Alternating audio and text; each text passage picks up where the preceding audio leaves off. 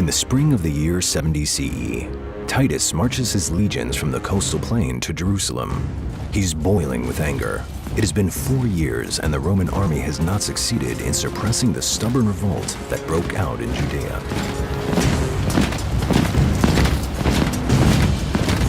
The Jews fight courageously for every piece of land. Even the esteemed commander Vespasian, Titus' father, could not defeat them. Now, after his father's appointment to emperor, it's Titus' turn to manage the campaign. He commands the most powerful war machine in the world, tens of thousands of trained legionnaires equipped with advanced weapons, sophisticated breaching tools, and lethal artillery. Against the mighty Roman army stands a small force of fighters who will fight for their freedom until their last drop of blood. The final battle of the Great Revolt against Rome begins. It will be a battle that will never be forgotten. In the dark of night, Titus brings up his soldiers from 3 directions to Jerusalem. As dawn breaks on the 14th of Nisan, the eve of Passover, the residents of Jerusalem awaken to a sight that makes their blood run cold. 60,000 Roman soldiers, thirsty for war, surrounded the city from every direction. Only now, when the Romans stand at the gates of the city, does the tragedy caused by the civil war raging in the city become clear. In clashes between the various factions, whole sections of Jerusalem were destroyed. Stores of food that could have provided vital provisions during the fighting and siege went up in flames and vanished. Too late, the rebels joined forces against the true enemy. What they lack in weaponry and soldiers will be reinforced by acts of bravery and unrestrained daring. The Jews take the initiative and respond quickly. They attack ferociously before the Romans take up positions. The surprised Romans scatter in all directions. Titus himself escapes by the skin of his teeth. Before the Romans manage to recover, the Jews retreat behind the mighty defenses of the walls of Jerusalem. These walls are Titus' main problem. Jerusalem is built on a hill and surrounded by 3 fortified walls, each stronger than the other. To breach such a wall, Titus must raise huge earthen ramps and bring up siege towers and battering rams to breach it. In excavations conducted in Jerusalem, in the Russian compound, remains of the 3rd wall have been found. It is the outer wall of the ancient city.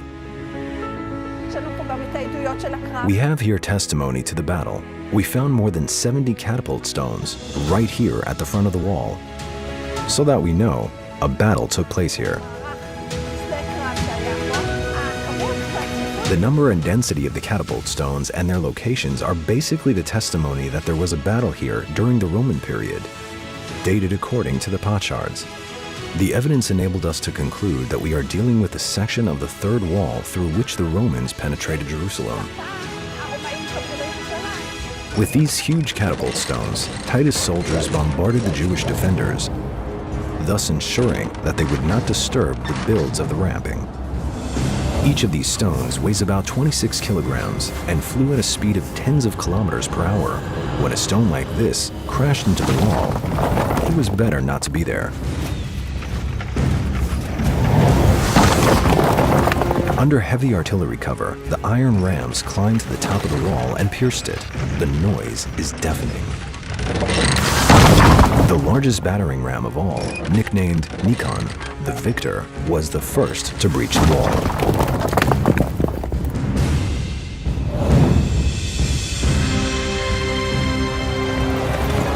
The Roman soldiers burst into Beit Zeta neighborhood. They slaughter the residents without mercy and set the entire neighborhood on fire. Within a few days, the 2nd wall also falls. The Jewish defenses begin to disintegrate.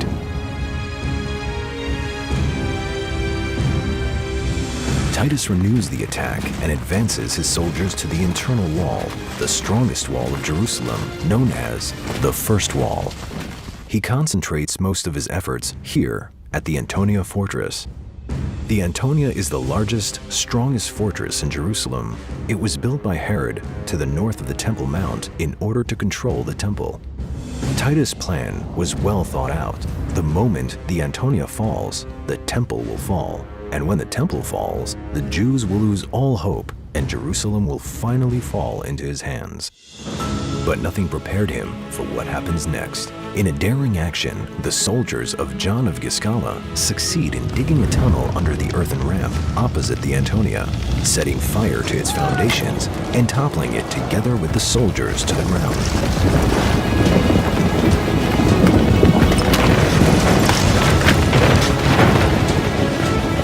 At the same time, Simon Bar Giora attacks the ramp opposite the first wall and sets it on fire. Hundreds of Roman soldiers are killed and wounded. All at once, the Roman attack is halted and the entire Roman army is driven out of the city. Stunned by the failure, Titus gathers his commanders urgently and decides to change tactics. If it is not possible to break into the city, he will surround it from without and starve the Jews to death.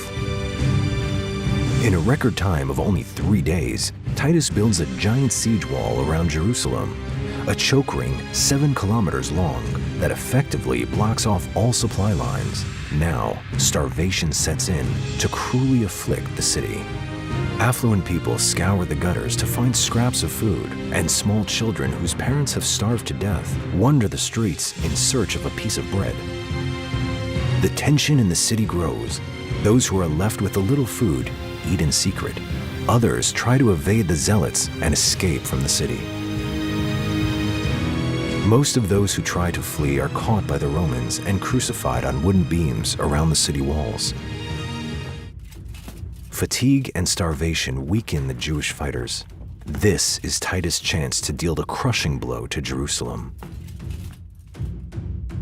The Roman army is concentrated on one task: to conquer Antonia Fortress and break through to the temple.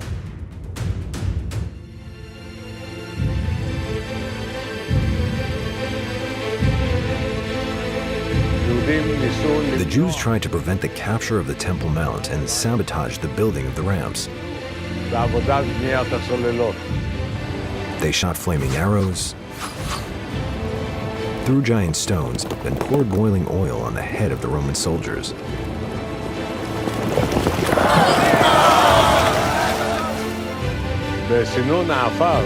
In the Temple Mount sifting project, iron arrowheads were found. These arrowheads were used for catapult fire. Catapults are machines for shooting arrows, and they bombarded the walls with such force that even the bravest of the Jewish fighters could not withstand.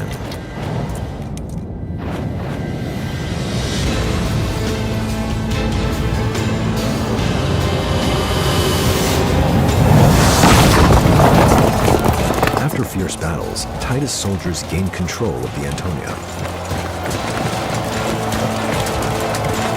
On the 17th of Tammuz, Titus commands them to destroy the mighty citadel down to its foundations.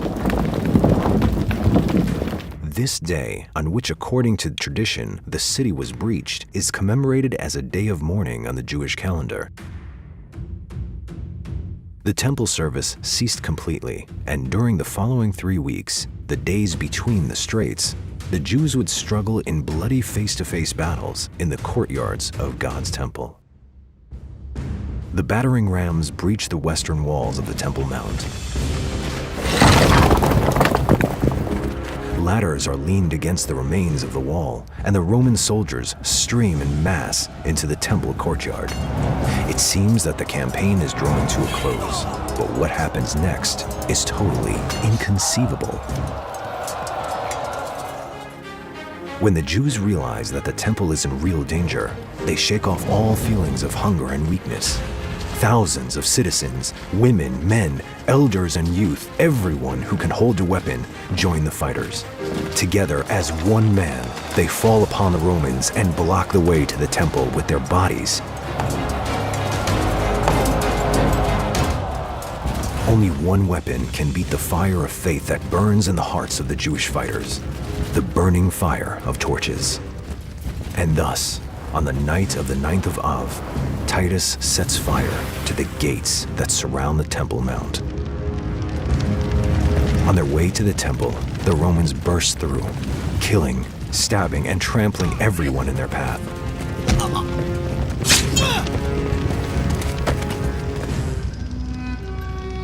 The blood flows on the colorful stone floors of the Temple Mount as bodies of the slain pile high. The flames quickly spread and approach the entrance to the temple. A moment before it goes up in flames, Titus gathers his commanders for a final consultation to determine the fate of the temple. Josephus claims that Titus opposed destroying the temple, which in his eyes was the glory of human creation. According to Josephus, the fire was caused by accident by a Roman soldier who inadvertently tossed a burning torch into the sanctuary. But most scholars do not believe this is really true. The anger over the many casualties caused by the Jews and the understanding that as long as the temple stood, the Jews would continue to fight, decided the temple's fate. Let them see and fear. On the 9th of Av, towards evening, Titus gave the order, and the following day, the 10th of Av, his soldiers set fire to the sanctuary. The temple that had been the source of inspiration, faith, ethics, and righteousness for the Jewish people and all humanity for centuries now went up in flames. The cries of pain of the Jews rose up to the heavens. Titus commands the burning of the lower city. In the upper city, the rebels continue to fight stubbornly for another month until the Romans take control of it too and set it ablaze. The charred remains of fire and destruction discovered by Professor Nachman Avigaad in what was once an opulent neighborhood tell the story of the complete destruction of Jerusalem. Chilling testimony to the last moments of the city is found here, between layers of ruins and ashes. The severed arm of a young woman with a spear alongside it. It appears that she too was unable to escape to the rebels' final refuge, the underground drainage channel.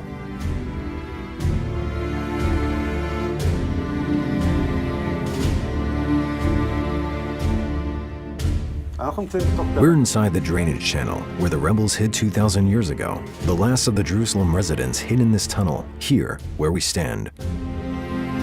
Suffocating darkness and terrible fear surrounded them. The Romans searched for them, found them, broke through the ceiling of the tunnel, and killed everyone. Among the finds discovered here that testify to the horror was this Roman sword, the Roman gladius, found on the tunnel floor. Nearby were cooking pots, clay lamps, and coins of the revolt, with the Hebrew words, Herut Zion, freedom for Zion, 2 words that expressed the heartfelt aspiration of the Jews who hid and were killed here in the drainage channel in Jerusalem 2,000 years ago. It is possible that the death of these people in the depths of the ground was preferable to the horrors suffered by their brethren who were taken captive. The prisoners were sold into lifelong slavery or died in blood sport, fighting against wild animals and gladiators. In pain, shock, and sorrow, the Jewish prisoners are marched through the streets of Rome. And before them go the spoils of war from Jerusalem, the golden menorah, and the holy vessels of the temple. Rome celebrates its victory with a parade, with huge monuments and a special coin that glorifies and commemorates the suppression of Judea. Jerusalem, weeping and mourning, descends under layers of ash and destruction. After 5 years of persistent struggle against the strongest empire in the world, the Second Temple is destroyed.